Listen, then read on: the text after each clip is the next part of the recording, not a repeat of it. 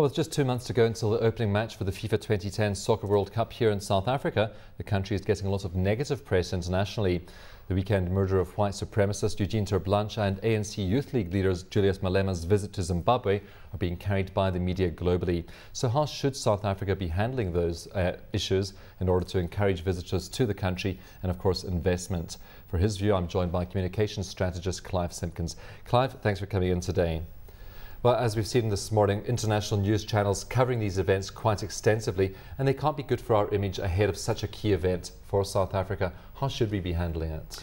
Key for me would be that coming out of the presidency of all places, there should be a coordinated effort involving all of the opposition parties, the ruling party, the Afrikaner Weerstandsbeweging, to dampen down the flames around the Terre'blanche thing. And certainly what one wants at this point is very, very cool heads. The British tabloid media in particular have really fanned the flames and said to people, you will be coming to a bloodbath, which is an horrendous exaggeration. But the point is, there's no doubt that a lot of people over the weekend thought, gosh, could this be the spectre of civil war in this country? I don't think that that is an unfounded fear. It may be a grossly exaggerated fear, but it's a legitimate one. Well, we know for the past few months the British tabloids have been looking for negative coverage of South Africa. Yeah. Zuma's visit to the UK a couple of months ago also treated very badly by the media there. Do you think that supporters, World Cup supporters who might be coming to South Africa could change their mind due to the tabloids? Well, if one switches the position and you think you're going to a country which has a history of violence in terms of crime, and now you see a situation like this which basically puts the entire country onto a political knife edge, if there isn't a unified response to this, I think those perceptions might not be entirely unfounded. Of course, we had the President over the weekend speaking on TV. We've also had the DA, we've had the RBB speaking. Why does it need to be coordinated? Is it not enough that we have separate statements coming from those parties? The difficulty is when you have piecemeal responses to it. It's a bit like Monsieur Lecotta using it as a photo op and landing up in Ventersdorp to diss the president. So it's that kind of conflicting message sending that is inappropriate. And I think what this has pointed to is the fact that we need within the government communications services, a unit which has a communications pipeline to all of these various stakeholders who could pull them together and could decide in the national interest, present the story along the following lines. There's definitely a need for that. What do you see as more damaging over the weekend? Do you think it was Malema in Zimbabwe? Do you think it was the death of Eugene Terre'blanche? Terre'blanche's death on its own, I think with him having slid into significant obscurity in Ventersdorp over the last few years, would not really have mattered an awful lot had Julius not been mouthing off and singing the Shoot the Boer song and reiterating that in Zimbabwe and talking about the nationalization, for example, and how they were going to expropriate farms and generally stirring the pot very, very vigorously. We're going to take a look at a couple of clips, and I think the first one we're looking at is Julius Malema chatting about nationalization in Zimbabwe, and obviously that is something that investors are paying close attention to. Let's take a look. We support fully the policy of indigenization here, where locals are given an opportunity to exploit their own mineral resources. Of course, we have had Julius Malema calling for nationalisation on a number of occasions. It's come from other sectors within society as well. We have, though, had the Mines Minister standing up and saying nationalisation is not on the agenda. We've had the President saying it's not being considered at the moment. Do you think government has come out with strong enough statements on the issue of nationalisation? No, they haven't, because they have not set people's minds at rest. And whether Julius is used to test drive concepts, I have no idea. Conspiracy theorists would say so.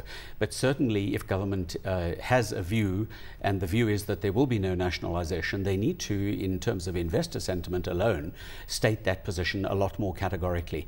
There seems to be a hands-off approach to Malema, and I really don't understand it. It's almost going back to the era of Thabo Mbeki and Manto Tshabalala Msimang, the then Minister of National Health. There's this strange inability to rein him in, and that needs to happen now more than ever before. Of course, last week we did have a High Court judge ruling that Malema could not sing the Kill the Boer song. Of course, we had Malema talking about that song in Zimbabwe, yeah. And we're going to take a look at that clip as well. I'm going to absolutely continue singing the song. That is the liberation song. And if there is anybody who wants to come and assassinate me, they will find me ready for them. Liberation songs, should we be singing it post-liberation? Do you think it still has a place in society? It is inappropriate where you have people who, like the right-wing Afrikaners, feel marginalized, where we have had, and I Googled that over the weekend to see whether it was true or not, there have been something like 3,000 farm deaths that have occurred since 1994. So if I were a conservative Afrikaner or an Afrikaner farmer or a right-wing Afrikaner, I would have grave reservations about that song continuing to be sung.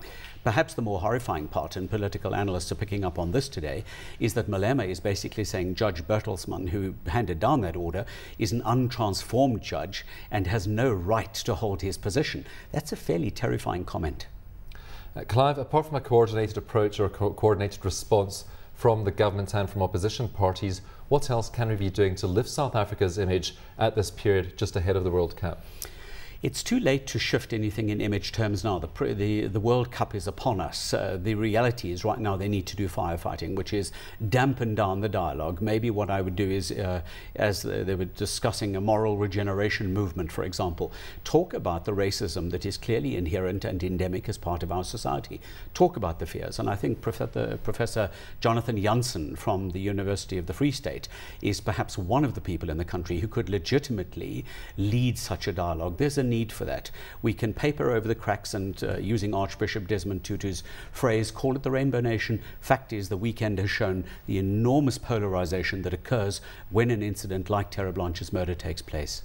Of course, somebody who has bounced back strongly is Tiger Woods, the golfer. He was speaking this weekend. We're going to take a look at the clip of what he had to say. I'm actually going to try and obviously not get as hot when I play. But then again, when I'm not as hot, I'm not going to be as exuberant either.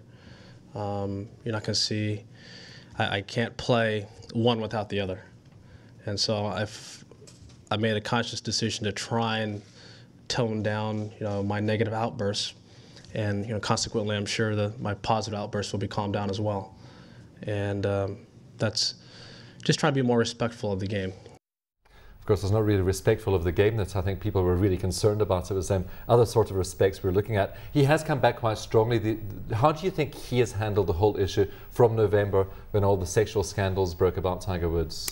It was handled, I believe, in the beginning very inappropriately. What we know in PR terms is, had he come out and done an open media conference where he did answer people's questions and showed appropriate contrition, instead of that incredibly staged, direct to camera with invited group of people, with journalists cosseted 1.5 kilometers away, with him looking at the camera and holding on to its eyes, metaphorically speaking, and saying, I am so sorry. That was horribly over-orchestrated. And I don't think people really believe that. Having said that, as with everything, we need to move on. He's about golf. He plays an amazing game of golf. The game needs him very desperately. It needs the PR that surrounds him, and I would say let him get on with what he's best at. Anything we can learn from him? Yes, that we build people up to exaggerated positions in our society, and then for some reason we indulge in schadenfreude when they actually fall, which is not kind. And of course the media did really, although they gave him a very warm response yesterday, they did really go the whole hog when the scandal first broke. Bottom line is it's all about readers and all about eyeballs, and therefore they will chase whatever is salacious. Okay, so we need our government up there and the opposition parties giving the eyeball to the media. Yeah. Clive, thanks very much for coming in today.